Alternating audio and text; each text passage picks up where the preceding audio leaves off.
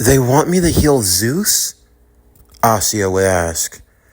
Everyone was gathered together in Rias' suite, Azazel briefing them on the situation. Do they even think that something like that is possible? Kiba would ask. There's no way of knowing, Azazel said. That is, not until they try. But Twilight Healing is a powerful sacred gear. Properties that are able to do things far beyond anyone's comprehension. Theoretically, it should be able to do it. It's not really that the sacred gear that doesn't have the power. It's about me, Asya said. It'll be alright, Zenobia would comfort her. You don't have to put so much on yourself. No matter what happens, we'll be there beside you. But we do need to tread carefully, Rhea said. It's one thing for you to be invited here because of your lineage, but it's another thing for you to get involved with the gods. What do you mean? Asya asked. Well, you could say that when it comes to the gods of Olympus, Azazel began, they're a lot like, I guess in mortal terms, the Kardashians, if you will. That's one way of putting it. They're treacherous, Issei said. Everyone was surprised when he spoke up. They never do anything of their own accord. There's always an agenda behind it. That's what they're worried about, Asya. Things haven't really been selling right since we got here. Since Yami showed up, and the way some of the other gods have been acting. We just want to be precautious, Azazel said. Remember, we're only guests here, but at any moment, the situation can change, and if we don't carry ourselves correctly, it could lead to war. And all of the efforts that we made towards peace would be futile. Even if only on their own, Olympus is not a pantheon to be taken lightly. They have powerful fighters on their sides, from the top heavy hitters to even those who you might consider low tier, and everyone else in between. Do not underestimate them. In the meantime, another meeting was being held. It was in the home of Athena. With her, Aphrodite, Apollo, and Hera. You made sure that none of you were followed, Hera said. Yes, Mother, but what is the meaning of this? Athena asked. As you know, your father is not much longer for this world, for this plane of existence. I can see that you're taking it well, Mother, Apollo said. As well as a soon-to-be grieving widow can. But you can feel it, can't you? The change that is occurring. Mother, we have something more pressing to discuss, Apollo would ask. Why now? Why was Yami brought here? Is he not the god of his own dimension of dreams and nightmares? What business does he have in the realm of Olympus? I thought you'd be more happy to see your older brother. They heard another voice as Yami walked out of the shadows. How long have you? For a while now. Enough to know what you really think of me. But that's no matter. I am only here because Mother has called me to be here. When the time comes, a new king must sit on the throne. Are you trying to pick one of us? Aphrodite asked. Not... Well, yes, but... You must promise me, no, swear to me that this conversation will not be repeated with anyone. Hera forced all of her children to agree to this. I believe that it is time for a change. That girl, Asya, Hera said. Ever since she has come back, I see it in his eyes. That look that I thought had been extinguished from him has now returned. What are you speaking of? Aphrodite would ask. Your father, Zeus. He is a man, a god unlike any other. But he still acts and thinks like the way of a man. So perhaps I'm not wrong in saying that. Be careful of how you speak of him, mother, Athena warned. Even through his transgressions, he is still your king. In name, Athena. Do not forget who were the ones that gave him the throne. He did not take it, nor did he build it. It was gifted to him on a silver platter. We have entertained his farce for long enough. What are you trying to do? We merely want to bring change, Yami said. Think about it, Athena. You are the goddess of wisdom. Tell me, does another civil war suit you? Remember where you stood the last time. You sided with your father, and where did it get you? You were given no honor, no prestige. He expected you to fall in line. He is my king, my father, the one who gave me life. How could you ever ask me to betray him? Betray him how? His time has come. Even the fates, they spin that the end of his life draws near. So why do we prolong the inevitable? How do we know that Zeus will accept his death graciously? Yami said. Zeus is not a god of honor. No, he is a god of cowardice. He is a god that would just as soon sacrifice any of us to prolong his reign. Now, I know that Father could be a bit antsy, Apollo said, but I don't think he would. You don't know him like I do, Yami said. I was his firstborn. And tell, how many of the history books of mortal man speak of me? I have been given so many other names, so many other titles. I have even been referred to as the damned boogeyman, but not the rightful son of Zeus. He does not claim me because he fears me. I have the power to rival him, for even a god dreams. And in that realm, I am powerful. But you can't go against Daddy, Aphrodite said. We can't have another war, not after last time. I just... Aphrodite, my dear, Hera said. Don't you want more for yourself? You who desire love and to spread it. What love has your father shown you? What love has he gifted you that has not come at a price? No, that is not love. That is far from it, my child. Was it love when he shackled you to Hephaestus? Was it love when he condemns you from desiring what you want most? I know, dear. Aries, how did you? A mother always knows. The fact is, as long as Zeus lives, we will always play to the concert of Zeus.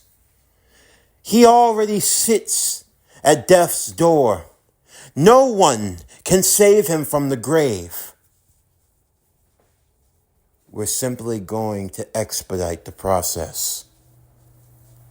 But we cannot raise our hand against him, Athena said. Fate would view us in guilt of blood to scheme against our father. You will not have to stand against him. I will do that. How? I have powerful allies, Yami said. Those who have been waiting for a long time to get their shot at Zeus. We can take him. You're pretty confident in yourself. But what about the others? The other gods? Dionysus, Hermes, Hephaestus, Ares. Will they agree to this? Apollo asked. I will speak to Apollo. Aphrodite, you will join me. As for Hermes and Hephaestus, we will get them to see reason. And if they don't, then perhaps it's time for new people to sit on the throne. Mother, Athena said, would you kill your own child? I will do what is best for Olympus, my dear. You are blessed with wisdom unlike any other. Please tell me that you do not see it. What wisdom is there to be gained by aligning with these devils? Aligning with these lesser beings?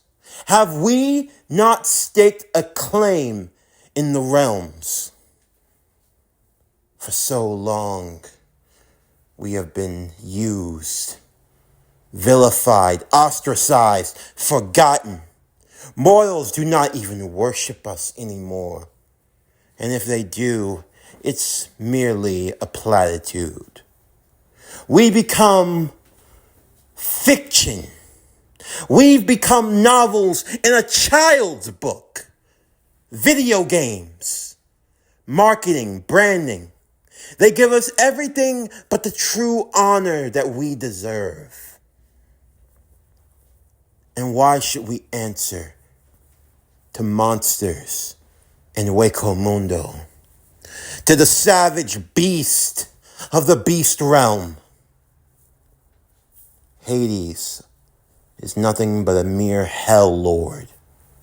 And my sister Demeter and her daughter, they can rot for all I care. They have made their choice. But what will we do about them? Okay, Poseidon, Hades, Apollo said. Do you really think they're just going to go down without a fight? Hades is a hell lord.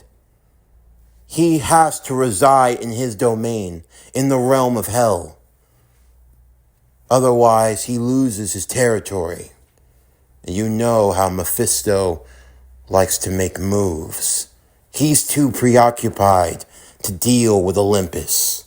And Poseidon, while he might have a seat in the council of the gods, his dwellings are to the earth.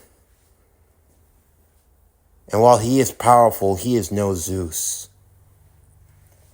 Trust me, Apollo, you can finally rise up. Be the god that you were meant to be. Aphrodite, you do not have to deny yourself any further. Athena, you can revolutionize Olympus. If you will stand with us, we will grow. We will become the force that we were meant to be. And what about you, Yami? Apollo asked. Where do you fit in all this? Brother, we fight for the same cause. I will stand by your side just as you stand by mine. For your loyalty, my loyalty will be returned. And together, we will be unstoppable. In the meantime, Rias and the others would enjoy the benefits of Olympus Heights. Among them, the pool. Of course, it had been a long time since Issei had a pool day, but he was certainly going to take in the view. Of course, he made sure to wear sunglasses, but anyone could tell that his eyes were burning straight towards a particular section of girls. Rias, Akano, Zenobia, Asia, Koniko, Rainier, all of them stunning, beautiful. There are some perks to peacetime. You get to focus on things that you really love most. And for Issei, that was one of two things: cars and girls. And he already had the car. Of course, the girls already knew that Issei was checking them out, although they found themselves squabbling for who would be getting his most undivided attention. But that would quickly change as a new face stepped on the front. The daughter of Hermes, Shala Ball. She walked confidently, her skin of an olive tan color, her hair shimmering like a silver. And her bikini, well, it was the color to match. Safe to say, silver was a good color on her. Her heels clicking against the pavement as she walked over to Issei with a smile. So, are you enjoying Olympus Heights? Yeah, shiny. Oh, you are, I know, like what you see. Issei could feel the cold stares that were bellowing on the back of his neck. For Rias and the others, they felt a disturbance. Another rival. The daughter of Hermes would speak with Issei, the two of them conversing and having good conversation for a while now. I've heard so much about you. When we heard about the stories of Earth and how you fought against the terrible Deadite Blackheart, well, it kind of became like stuff of legend. They were talking about him even in Olympus? Issei wondered. Well, what were the odds? And your car. I mean, I really wish I could see it and all, but I brought it with me. Wait, really? I mean, I don't know if I can ride it on the streets of Olympus, but of course you can. I mean, people ride chariots, cars, whatever they want. I'm sure it'll be okay. Huh?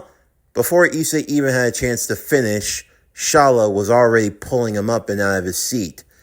She wanted to go for a spin inside of the vehicle of the legendary Ghost Rider. And Rias and the others, well, they were taken aback by the audacity.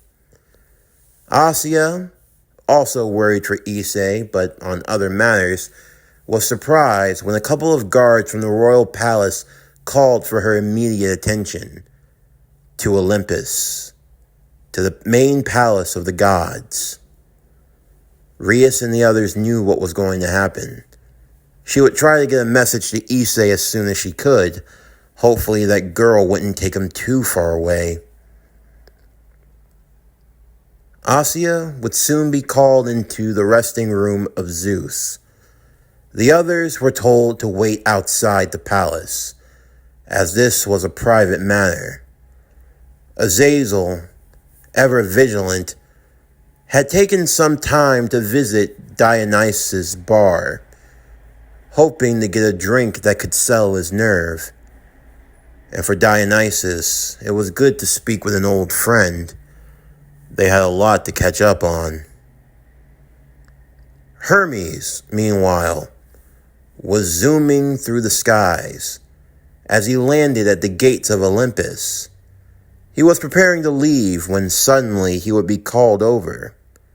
Athena, Aphrodite, and Apollo wanted to speak to him. Hermes, among many of his responsibilities, also served as the guardian of the gate of Olympus, seeing as he was the chief herald of the gods and was often coming and going. So it was only natural that he would be the one responsible for its safety and for the protection of the border. "What can I do for you guys?" Hermes said as he jumped off of the floating hoverboard known as Silver Chariot. "I got a whole lot of deliveries that I need to get done, so whatever it is, can it wait?" "No, it's really urgent. We would like to talk to you. Somewhere private, if that's all right." Okay then. I think I can squeeze 10, 15 minutes tops if I book it across the other south dimension. All right then, let's go find somewhere to talk. As Issei made her way inside, she found Zeus lying on his bed. "Issei, my dear, I am so glad that you were able to make it.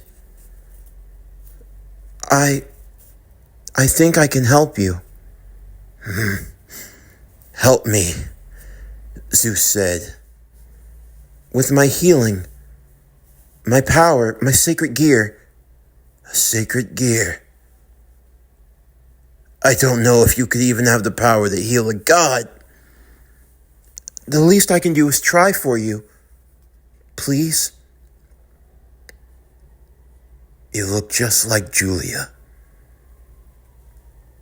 She was always so radiant. Your soul, as pure as snow. Do not put all of this on yourself, my child. I know that you will do your best." "I'll give it my all," Issei said. In the meantime, Hephaestus was working in his shop when suddenly the guards would come storming in. Without any say or province, handcuffs were slapped upon him. What is the meaning of this? Get off of me!" "In the name of Her Majesty, Hephaestus, you are under arrest." "What? Why? On whose authority?" "On the authority of Her Majesty and the King of Olympus." "What? Zeus would never order." "Zeus is no longer king. His Majesty, Lord Yami." "Yami? What?"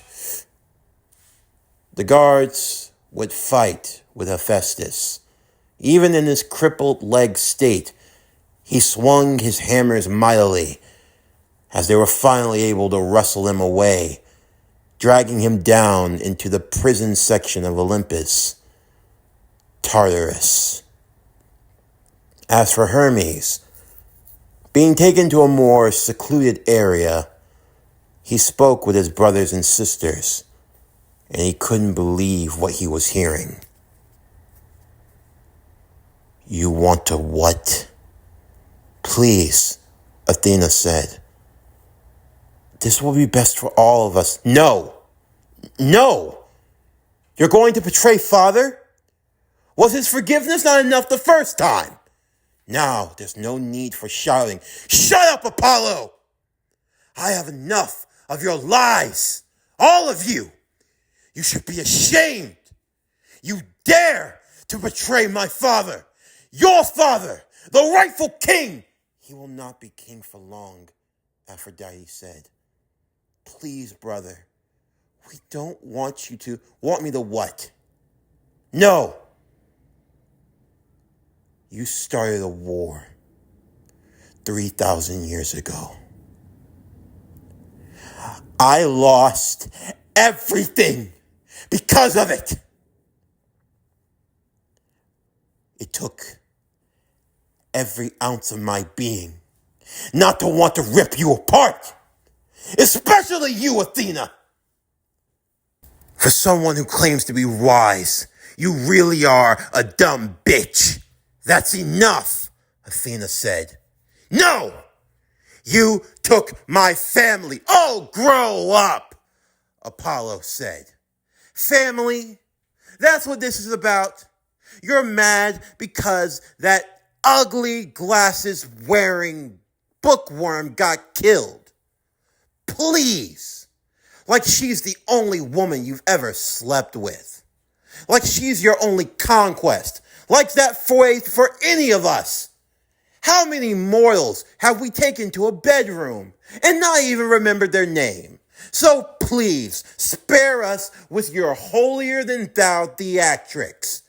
Apollos, you would be wise to shut the hell up. All of you. I am going to turn you over to Father, and he will decide your fate. We can't allow you to do that, Athena said. Oh? And why not? She drew her sword at him. Hermes, you are my brother. I know you hate me, but I love you. You can't win. It's already going to happen whether you like it or not. Please, don't make Hermes would immediately jump on Silver Chariot as he flew into the sky and the others would give chase. Eventually, a fight would break out amongst them, as now treachery was afoot. In the meantime, as Issei was beginning to work on Zeus, a barrier would form around the palace. Multiple explosions would occur all through Olympus, causing Rheus and the others to be placed on high alert. For Azazel, as he was sharing a drink with Dionysus, the god of wine would casually but subtly warn Azazel. My idiot siblings are making a move. What? What move? A move against the throne. And you're just sitting here nonchalantly? Dionysus! Azazel yelled. You don't know who they have involved. I'm telling you as a friend, you need to take those children and get the hell out of here. I can't! Azazel would enter into his sacred gear, the dragon's armor. Rheus! Rheus, pick up! Damn it! Issei, where are you? Issei, in the meantime, was driving on an open road in the spacious sides of Mount Olympus along with Shalabal. As they drove and spoke with each other, Shala would tell of her experiences being the daughter of Hermes, the love and admiration that she had for her father and what he did. You're really fond of him, aren't you? Issei said. Of course. When I lost everything, I didn't know who my father was. But he took me in. He brought me here. Most children of Hermes never stay for too long. They usually tend to stay as mortals and die off, but I don't know. I just felt a connection. When you drive out, you feel the wind pushing behind you, gliding through the air. It was amazing. Off in the distance, they saw the explosions that were occurring. What the hell's going on? I don't think it's fireworks. I wonder what it could be. Issei would be interrupted as the door would blow open. Yami would arrive. Zeus got out of bed as Issei stood behind him. What is the meaning of this, Yami? You knew this was coming, Father. Don't act so surprised. Hera, Exactly. I don't know why you married her. You can never trust her. Easier to keep, my boy. A lesson I pray you learn. Don't worry. I won't make the same mistakes as you. I see you brought friends. Of course. You should remember them. After all, you killed their father and their leader. Allow me to introduce to you the Titan of the North, the Titan of death, madness, and darkness, Lord Thanos. The Titan of the East, the Titan of light, sun, heavenly light in the skies, Lord Hyperion.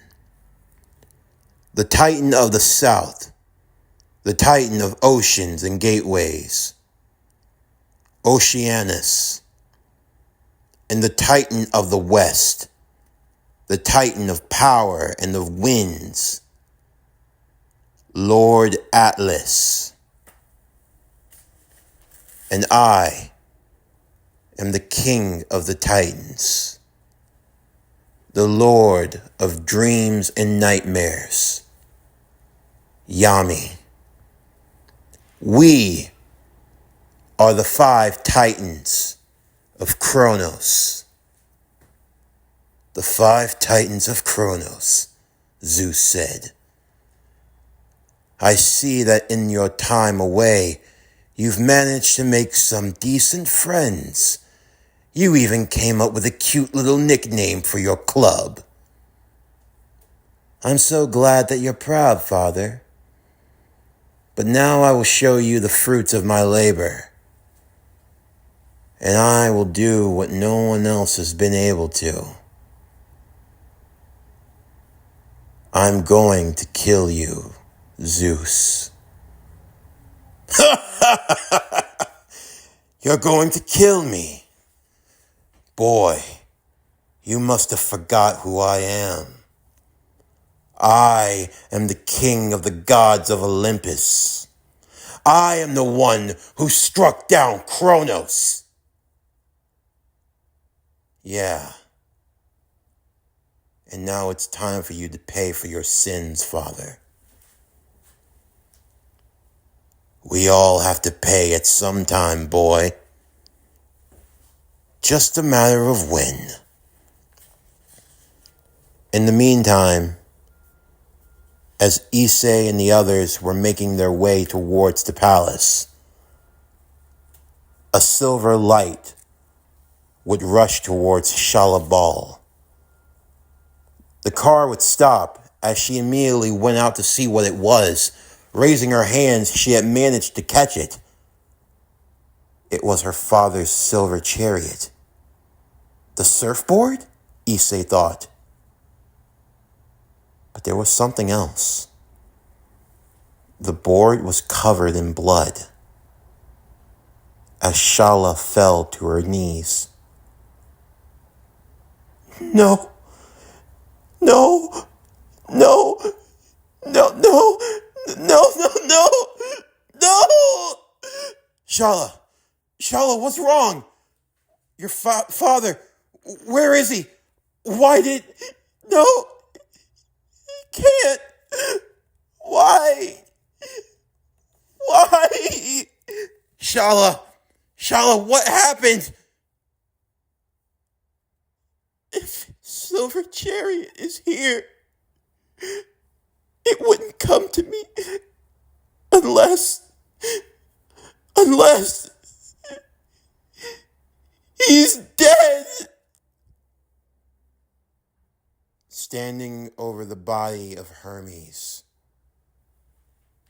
as he pulled the Hydra spear out of his chest, Aphrodite would be crying in the arms of Apollo. Why? Why did it have to be this way? Shit! Shut up! Ares looked to all of them as he threw a blade at their feet. I want each of you to stab this corpse. Do it! What?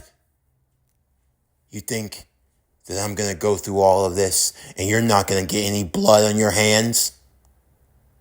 Either you do it or you join them.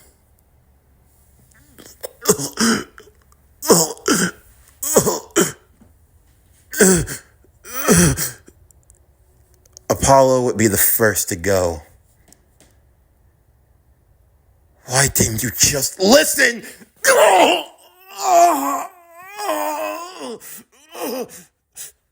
And then Aphrodite. I'm sorry, Hermes.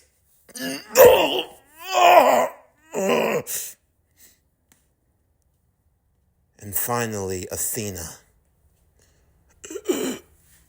Shh. It's all right. Shh. It's okay. I'll take care of her.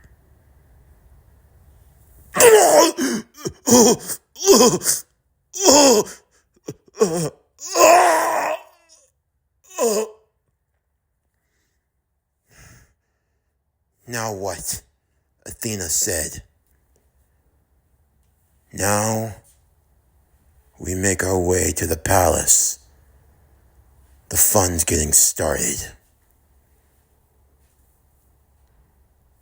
Darkness had fallen upon Olympus. A coup d'etat in the works. Hera would watch on as a smile appeared on her face. A shift in power. All would be right with the world. Soon. I wish you well, my beloved, Hera said. The throne of Olympus belongs to me.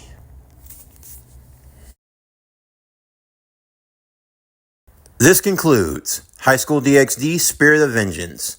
What if Issei was the ghostwriter? Season 5, Part 5, the mid-Season 5 finale. As always, if you enjoyed today's video and everything else that we have to offer, then please don't forget to like, comment, subscribe, share, and hit that bell for post notifications so you can stay up to date on everything that is PowerCore Productions and Podcastings that's to come out now and in the future. Stay tuned next Monday evening as we continue with High School DxD Spirit of Vengeance. What if Issei was the ghostwriter? Season 5, Part 6. But anyway, that's going to do it for the end of today's video. I'm Javon Harrington with PowerCore Productions and Podcastings, signing off, and I'll see you next time.